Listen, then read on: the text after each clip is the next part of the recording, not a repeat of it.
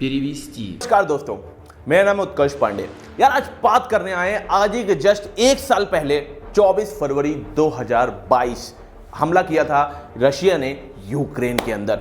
Vladimir Putin ने officially घोषित कर दिया था कि अब हम यूक्रेन को नहीं छोड़ेंगे और उसके ऊपर हमला कर देंगे। आज पूरे 365 दिन बोले तो एक साल हो चुका है और क्या रशिया परमाणु बम मतलब बोले तो न्यूक्लियर एटम बम यूक्रेन के ऊपर छोड़ देगा? क्योंकि बहुत दिन से बहुत सारी खबरें आ रही हैं यार, और यहां तक ये बोला जा रहा है कि एक साथ 5 लाख सैनिक या फिर बोले तो 10,000 टैंक, 5,000 से ज्यादा एयरक्राफ्ट, सारी की सारी चीजें एक साथ हमला करने के लिए आखिरकार व्लादिमीर पुतिन आखिर क्या ऐसा सोच रहे हैं और क्या यूक्रेन को पूरी तरीके से तबाह करने वाले हैं व्लादिमीर पुतिन? सारी की सारी बात आपको हम जल्दी से चलिए बताने वाले। उससे पहले आप जाकर क्या करिए, देखिए ऐसे ही नॉलेजेबल और जरूरी वीडियो आपके लिए हम रोजाना लाते रहते हैं, इसलिए जाकर मेरे चैनल को जरूर अभी सब्सक्राइब कर लीजिए। साथ में वीडियो अच्छी लगती है तो वीडियो को पूरी देखने के साथ साथ अपने दोस्त यार सबको शेयर करिए और साथ में बेल आइकन को भी ऑल कर लीजिए। चलिए अब आगे बताते हैं आपको।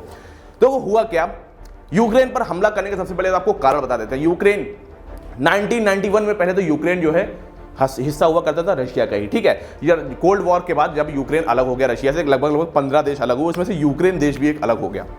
हुआ क्या, जब ये सारे देश अलग हो गए धीरे धीरे करके, तो सबसे बड़ा जो देश था उसमें जो है वो रशिया ही था। और साथ साथ में यूक्रेन के पास भी देखिए न्यूक्लियर या परमाणु बम था, लेकिन उसको क्या किया, अमेरिका ने उनके जितने भी जो है न्यूक्लियर वेपन्स थे उनको डिस्पोज करा दिया, उनको बर्बाद करा दिया। बोला गया कि आप शांति के लिए इस चीज को करिए और आप साथ दीजिए हमारे जो है दुनिया का। तो जो है उस समय में यूक्रेन ने अमेरिका के कहने पर, अमेरिका देखिए जो है दुनिया में सबको फ्रीडम के नाम पर चूरन देता आ रहा है, तो वैसे ही जो है समझ लीजिए वही सेम चूरन उसने जो है यूक्रेन को भी खिला दिया कि भाई साहब आप इसको लीजिए, मजा आ जाएगा आपको, आप दुनिया में जो है शांति बहाल करिए, आपको हम आगे बढ़ाएंगे। पूरी दुनिया में तीसरे या चौथे नंबर पर सबसे ज्यादा न्यूक्लियर वेपन वाला देश था यूक्रेन, जो इस समय में 0 न्यूक्लियर वेपन वाला देश हो चुका है, ठीक है।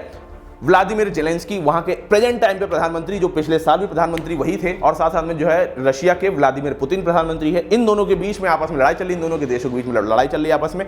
हुआ क्या, यूक्रेन जब अलग हुआ तो धीरे धीरे क्या हुआ, वेस्टर्न कंट्रीज बोले तो यूरोप और अमेरिका, ये सारे कंट्रीज मिल करके यूक्रेन को नाटो में मिलाने लग गए। नाटो आपको हम बता देते क्या है, नाटो का पहले तो फुल फॉर्म आपको बताते हैं, नॉर्थ अटलांटिक ट्रीटी ऑर्गेनाइजेशन। ये नाटो इसको जो है फुल फॉर्म है पूरा, नॉर्थ अटलांटिक ट्रीटी ऑर्गेनाइजेशन। ये बनाया ही गया था रशिया के विरुद्ध में कि सारे देश मिल करके एक साथ रशिया के साथ लड़ेंगे अगर रशिया को उसके ऊपर हमला करता है, क्योंकि सबको डर था, क्योंकि रशिया बहुत बड़ी महाशक्ति मानी जाती है पूरी दुनिया की। और सबसे बड़ी बात तो ये है कि ये जब बनाया गया तो इसमें शुरुआत में 30 देश से धीरे धीरे जो है 5 देश से 10 देश 15 फिर 30 देश प्रेजेंट टाइम पे हो चुके हैं। इसमें मेन आपको मुख्य देश बता दें तो America, France, Italy, England, Switzerland, Germany, ये सब मेन देश जो इसके फाउंडर्स बोले जाते हैं। साथ साथ में अब जो है यूक्रेन को भी उसमें जोड़ने लग गए ये लोग। यूक्रेन भी बहुत ज्यादा खुश हो गए, भाई साहब हाँ मुझे जोड़ लीजिए। लेकिन उस समय में रशिया ने कहा कि ये देश मुझसे ही अलग हुआ है और अगर ये जाकर के नाटो में मिल जाता है तो नाटो के जितने भी देश होंगे वो सारे आकर के मेरे बॉर्डर्स पे आकर के खड़े हो जाएंगे, मतलब कि उनके जितने हथियार होंगे मेरे बॉर्डर्स पे आके खड़े हो जाएंगे। इससे हमारे देश को खतरा हो सकता है इन फ्यूचर, क्योंकि कभी भी कुछ भी जरा सा हुआ, क्योंकि नाटो का एक सबसे बड़ा जो है एक रूल है, नाटो में 30 देश हैं, इन 30 देश में से किसी भी एक देश में कहीं भी हमला हो जाता है तो सारे के सारे नाटो कंट्रीज एक साथ मिल करके उस कंट्री के ऊपर हमला करेंगे जिसने हमला किया है उस पर्टिकुलर एक कंट्री में। समझ में आ रहा है आपको क्या सिस्टम है कि मतलब देखिए 30 देश है, 30 में से किसी भी एक देश में हमला हो गया, मान लीजिए किसी रशिया ने मान लीजिए हमला किया किसी देश के ऊपर, तो सारे के सारे 30 देश मिल करके रशिया के ऊपर हमला करेंगे। और ज्यादातर इसमें डेवलप्ड नेशन ही जितने हैं ना वही सारे के सारे लोग नाटो में इस समय सम्मिलित हैं। और इसीलिए यूक्रेन को भी सम्मिलित जानबूझ के करना चाह रहे थे, क्योंकि इनको रशिया को नीचे गिराना था, वेस्टर्न कंट्रीज को, खासकर अमेरिका समझ लीजिए इसमें बिल्कुल सबसे मतलब बाहुबली बन के रहता है, सबसे नंबर 1 पे रहता है और यही सारी की सारी रणनीति जो है समय करता रहता है, किस देश को नीचे गिराना, किस देश को ऊपर गिराना। और खासकर फ्रीडम के नाम पे कहां पे क्या क्या नहीं कर दिया, ईरान में, इराक में, सीरिया में, हर जगह पे फ्रीडम के नाम पे खाली उनको चूरन देता रहा और फ्रीडम के नाम पे पूरे देश तबाह कर देता। कहता हम तो खाली फ्रीडम बहाल करने, यही देखिए अफगानिस्तान में क्या किया, फ्रीडम के नाम में पूरा देश बर्बाद कर दिया। आज के समय में तो वहां पे तालिबान घुस गया और पूरे देश में शरिया कानून लागू कर दिया। और आपको पता है ये शरिया कानून कितना ज्यादा गंदा कानून होता है, खासकर लेडीज के लिए, फीमेल्स के लिए बहुत ज्यादा गंदा कानून होता है शरिया कानून, वो चीज लागू कर दिया गया इस समय में अफगानिस्तान में। ये सब का कारण जो है सबसे बड़ा कारण यार अमेरिका ही हर जगह पे है। और यूक्रेन में जो सबसे बड़ा जो हमला हो रहा है ना जो रशिया का, उसका भी सबसे बड़ा कारण आखिरकार अमेरिका ही है। आप बोल सकते हो कि हाँ हमला रशिया ने किया, लेकिन इनडायरेक्टली वे में पूरा जो साथ दिया है वो अमेरिका ने दिया। ये बताते हैं आगे कैसे। आज हो चुके हैं 1 साल जब रशिया ने हमला किया था। पिछले साल मैंने भी न्यूज में देखा था किस तरीके से सबसे पहला जो है एयरपोर्ट के पास सबसे बड़ी मिसाइल जाकर के रशिया की गिरी थी। उस समय में नाटो कंट्री में जब जो है यूक्रेन शामिल होने जा रहा था तो उस समय देखिए हो नहीं पाया था, लेकिन क्या नाटो कंट्री उसकी मदद नहीं कर सकती थी? आखिरकार जब वो नाटो में खाली सम्मिलित होने के लिए बस थोड़े से ही पेपर्स बाकी थे, पेपर वर्क बाकी था, उसके बाद ऑफिशियली यूक्रेन नाटो कंट्रीज में शामिल हो जाता। नहीं हुआ कोई बात नहीं, आप उसके बाद मदद तो कर सकते हो, लेकिन सारे के सारे देशों ने, जितने भी नाटो कंट्रीज, सब ने हाथ खड़े कर दिए। भाई साहब हम आपके साथ डायरेक्टली आकर के नहीं लड़ेंगे, इनडायरेक्टली वे में आपको हथियार पहुंचाएंगे, आप उनसे लड़िए, हम डायरेक्टली आकर के आपके साथ मिल के साथ में नहीं लड़ने वाले, क्योंकि अभी आप नाटो के सदस्य नहीं हुए।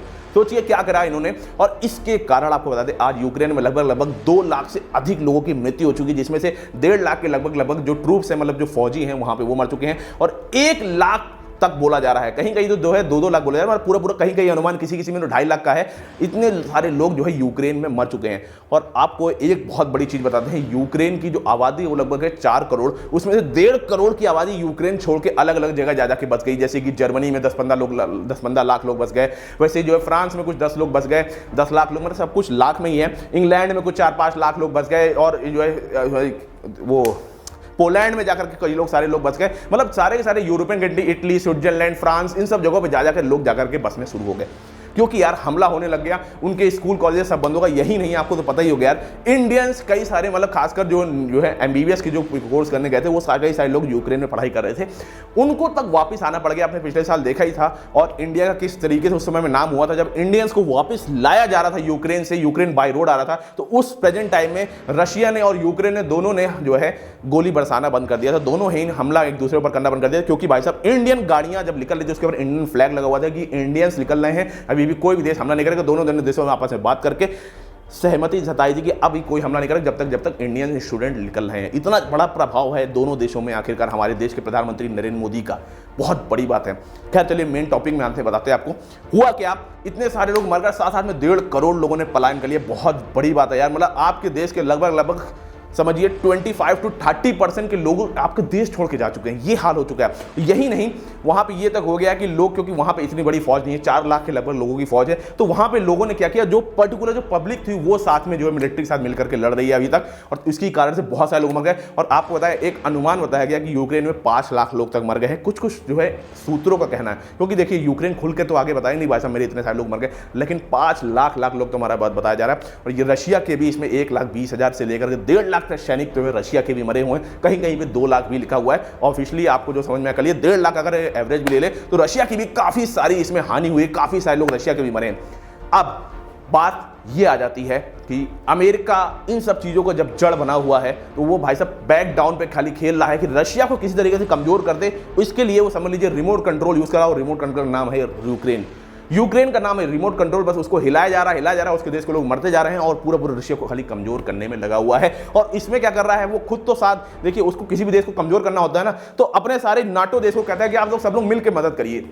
अपने देश के खाली पूरा जो है हथियार नहीं देता, अपने देश का पूरा धन नहीं देता, और भी देशों का धन उसको देता रहता है। समझ लीजिए जैसे कि खुद तो उसने जो है टैंक दिए, साथ में जो है उसने पैंथर टैंक जो है जर्मनी की दिलवा दिए, इंग्लैंड के एयरक्राफ्ट दिला दिए, ठीक है, और साथ में फ्रांस के कई सारे जो है मिसाइल्स दिलवा दी। सब कुछ जो है धीरे धीरे हर जगह से कलेक्ट करा के यूक्रेन में पहुंचा रहा, जिससे किसी तरीके से यूक्रेन रशिया को कमजोर कर दे। और यही नहीं, रशिया ने लगभग बोला जा रहा है कि उसके देश के 30% से ज्यादा हिस्से को बहुत ज्यादा तरीके से कब्जा कर लिया है। और यहाँ तक कि जो है लुहांस है, ये सब जो देश है ना, ये लुहांस ये सब जो वहाँ पे स्टेट है यूक्रेन के अंदर, उन सब जगह पे तो मेन जीडीपी जो है, सबसे बड़ी जो जीडीपी है वो वहीं से चलती है पूरी यूक्रेन की, उस तक को जो है इस समय में रशिया ने कब्जा कर लिया यूक्रेन के अंदर। इस समय में इतनी ज़्यादा बुरी हालत है यूक्रेन की। लेकिन इन सब बीचों में जो है बोला जा रहा था कि जिस दिन 24 फरवरी जब 1 साल पूरा हो जाएगा लड़ाई का, तो बहुत बड़ी बात यह है कि 5 लाख से ज़्यादा सैनिक जो है रशिया उसके अंदर जो है भेजने वाला है यूक्रेन के अंदर। यही नहीं, अगर दिक्कत आई तो जो है एटम बम, न्यूक्लियर बम का भी इस्तेमाल कर सकता है। और यही नहीं, व्लादिमीर पुतिन ने ये तक कह रखा है अपने नाटो, मतलब अपने जो है न्यूक्लियर वेपन्स वाले लोगों से कि आप लोग बिल्कुल हमेशा 24/7 चालू रहिए, 24 दिन हमेशा, हर एक घंटे, हर एक सेकंड चालू रहिए, यूक्रेन के ऊपर ही हमला करने के लिए नहीं। नाटो में भी अगर कोई देश हमारे ऊपर हमला करता है डायरेक्टली में, तब भी आप जो है उसके ऊपर हमला करिए। और इस बीच में जो है यूक्रेन ने जो है अमेरिका से बोला कि हमें F-16 विमान दे दीजिए, फाइटर प्लेन दे दीजिए। अमेरिका ने डायरेक्टली मना कर दिया मुंह पे कि भाई साहब ये विमान आपको हम नहीं दे सकते, आपको वही विमान देंगे जो आपके जरूरत के लिए हो। आप ऐसा ना करने लग जाओ कि आप अपनी सेफ्टी जगह जाकर के यूक्रेन में जाकर के हमला कर दो, जिससे यूक्रेन से बोला अमेरिका ने कि आप अपनी सेफ्टी करने जगह ऐसा ना हो जाए कि आप मेरा फाइटर प्लेन लेकर के आप रशिया के अंदर जाके हमला कर दो, तो रशिया गुस्सा आ जाए तो इससे सीधे मेरे देश में हमला कर सकता है। इसलिए समझ लीजिए कितना ज्यादा मजबूती और कितना ज्यादा दिमागी से आखिरकार ये सारे वेस्टर्न कंट्रीज खेलते जा रहे हैं, और यूक्रेन इसमें पिसता जा रहा है। खाली एक जिद कि मुझे नाटो में मिलना है। आज पूरा देश तबाह हो चुका है, पूरा यूक्रेन ऐसी तैसी हो चुकी है पूरे देश की। सब लोग हमेशा हर समय में वहां पे रेड अलार्म बजता रहता है, हर 1-2 घंटे में रेड अलार्म बजता है। लोग जाकर के बंकरों में छुपने लग जाते हैं। बहुत सारी चीज होती जा रही है यार। पूरा मतलब सही बताया, मानवता की इस तरीके से हत्या हो रही है वहां पर कि क्या बोला जाए। कुछ जगह पे तो ये तक हो गया है कि मतलब समझ लीजिए जो यूक्रेन के जो सैनिक हैं वहां पे लोग, क्योंकि देखिए जो लोग हैं वो भी सैनिक के तरीके से लड़ रहे हैं, उनको इतनी ज्यादा ट्रेनिंग नहीं है, वो लोग भी साथ दे रहे हैं अपनी मिलिट्री का, यूक्रेन मिलिट्री का। तो हुआ क्या, कहीं के भी तो ऐसा हो गया पूरे चारों तरफ से जो है रशिया के सैनिकों ने उनको घेर लिया है और बोल रहे हैं कि आप लोग सरेंडर कर दीजिए। वो लोग सरेंडर करने तक को तैयार नहीं है। वो कह रहे हैं कि भाई साहब हम मर जाएंगे लेकिन सरेंडर नहीं करेंगे। एक साथ 50 लोगों को एक साथ एक बंकरों के अंदर मार दिया जा रहा है, कहीं पे बम फेंक दिया जा रहा है, कहीं कुछ फेंक दिया जा रहा है। और यही नहीं, यूक्रेन भी हालांकि हमला कर रहा है वापसी में बहुत। एक अभी तो आपने सुना जो 24,000 करोड़ का जो पुल बनाया था जो है ये रशिया ने अपना, उसको तक तबाह कर दिया यूक्रेन ने। उसके बदले में रशिया ने कम से कम 500 से ज्यादा मिसाइलें लगातार छोड़ता चला गया। ये भी नहीं देखा कि कहां पे जो है मतलब पब्लिक रह रही है, कहां पे रिहायशी इलाका है, कहां पे स्कूल है, कहां पे मतलब अभी तक तो रशिया कहता था कि वहीं हमला कर रहे हैं जहां पे उनकी मिलिट्री, जहां पे ये सब है। लेकिन अब तो वैसा कुछ भी नहीं देखता, कहीं भी हमला कर देता है, मूड उसका खराब होता है। तो रशिया एक जगह पे स्ट्रेटेजिक तरीके से नहीं प्लान कर रहा है कि कहां पे हमला करना है, बस मिसाइलें छोड़ देता है, जो भी हो जाएगा देखा जाएगा। इस तरीके से बर्बाद हो चुका है इसमें पूरा यूक्रेन। और आपको क्या लगता है यार, मुझे जरूर बताइएगा कमेंट बॉक्स में, क्योंकि सच बताएं इन सब के बीच में खाली सबसे बड़ा जो खेल खेल रहा है वो है अमेरिका। और इसलिए इन सब चीजों के बीच में देखा जाए तो भाई बात तो ये हो रही है कि भाई साहब बहुत सारे सैंक्शंस लगा दिए गए हैं जो है रशिया के ऊपर। इतने सारे सैंक्शंस लगाए गए हैं रशिया के ऊपर कि वो मतलब सैंक्शंस लगाने की जैसे सबसे ज्यादा जो गैस जो होता है ना, गैस पेट्रोलियम जो होता है सबसे ज्यादा जो है रशिया में ही है पूरी दुनिया का। और यूरोपियन कंट्री जो सबसे ज्यादा जो गैस खरीदी, समझ लीजिए 40% के लगभग जो गैस है वो यूरोप कंट्री रशिया से ही खरीद रही थी अभी तक। क्योंकि यूरोप में क्या है ना, बहुत ज्यादा ठंडी पड़ती है, तो वहां पर अपने घरों को गर्म करने के लिए वो लोग पाइप डालते हैं, उनके अंदर जो है गर्म पानी चलता रहता है। तो गर्म पानी को करने के लिए गैस की जरूरत होती है, वो गैस जो है वो लोग रशिया से ही खरीदते थे यूरोपियन कंट्रीज। तो ये तक हालत हो गई कि समझ लीजिए इन दोनों के देश के बीच में लड़ाई के कारण पूरा देश की पूरे यूरोप की अर्थव्यवस्था तो बहुत ज्यादा सत्यानाश हो चुकी है। सोचिए जर्मनी के अंदर तो ये तक हाल हो गए कि कभी भी वहां पे सत्ता पलट हो सकता है। इंग्लैंड के अंदर तो आपने देख लिया 3 बार जो है सरकारें बदल चुकी हैं। और यहां तक कि फ्रांस भी अपनी तरीके से हिलता जा रहा है, क्योंकि यार गैस महंगी हो गई। साथ में बताया दूध, खाने पीने की चीजें, पेट्रोलियम, कपड़े, अंडर गारमेंट्स, यहां तक कि हर एक इलेक्ट्रिसिटी तक वहां पे बहुत ज्यादा महंगी हो गई है। हर एक चीज में किसी में 10%, किसी में 20%, कभी 50%, इतनी ज्यादा चीज महंगी हो गई। और खुदा ये सारे के सारे डेवलप्ड नेशन थे। इन सब जगहों पे कभी भी 2 से 3% छोड़ो, 0.5%, 0.6%, 1% बहुत मुश्किल से वहां पे महंगाई दर बढ़ता था। अब 10% तक महंगाई दर वहां यूरोप कंट्री में बढ़ चुका है। और इन सब के बीच में खाली अमेरिका बैठे बैठे देख रहा है, क्योंकि वो उसको अब तो अपनी गैस बेचने का उसको तरीका मिल गया। अमेरिका क्या कर रहा है, अपनी गैस बेच रहा है सारे यूरोप कंट्रीज को, और बैठे बैठे बैकग्राउंड से मजे लेता जा रहा है खाली। सोचिए कितनी ज्यादा बुरी चीज है कि ये देश खाली अपने बारे में सोच रहा है। और मुझे आज तक नहीं समझ आता यार, सब लोग आखिर अमेरिका की ये सारी तकनीकें समझ क्यों नहीं पाते, या फिर उसकी ताकत के मारे सब लोग डरते हैं। मुझे जरूर बताइएगा कमेंट बॉक्स में आपको क्या लगता है इस बारे में। मेरी वीडियो मैं यहीं पे खत्म करता हूं यार, क्योंकि यार 1 साल हो चुके हैं। डर तो इस बात का है कहीं ना कहीं अगर व्लादिमीर पुतिन जो है अगर उनको गुस्सा आया तो कहीं न्यूक्लियर आइटम्स का हमला ना कर दें। बहुत सारी तबाही हो जाएगी और यहां तक कि ओजोन लेयर भी 15% तक इससे बर्बाद हो सकती है अगर एटम बम का उपयोग हुआ। चलिए अब मैं यहीं पे आपसे विदा लेता हूं। मेरी वीडियो अच्छी लगती है मेरी वीडियो को जरूर लाइक करिए, चैनल को जरूर सब्सक्राइब करिए अगर आप यहां तक आ गए अभी तक, और साथ साथ मेरे चैनल को सब्सक्राइब करना, वीडियो को जरूर शेयर जरूर कर दीजिए। तब तक के लिए नमस्कार।